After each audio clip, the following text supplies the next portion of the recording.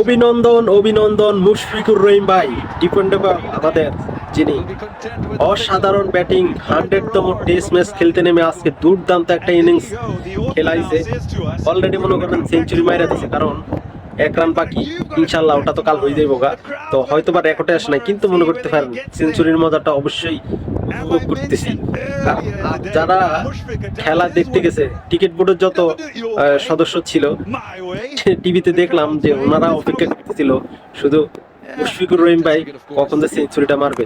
এবং কি খেলোয়াড় যারা ছিলেন, দর্শক যারা ছিলেন, তারাও বহুত আকাঙ্ক্ষা নিয়ে শুধু দর্শকেরা তো লাস্ট টাইমে চিল্লাইছিল 100 অসাধারণ ছিল। তো লিটন দাসও পারতো হাফ সেঞ্চুরি করতে, কিন্তু দুইজনেরা একজনও করতে পারে নাই, না 100 না 50। তো যাই হোক, আশা করবো কালকে দুজনে পুরো করবেন, ঠিকঠাক ভাবে পুরো করবেন। তো মুশফিকুর রহিম ভাইকে অসংখ্য ধন্যবাদ।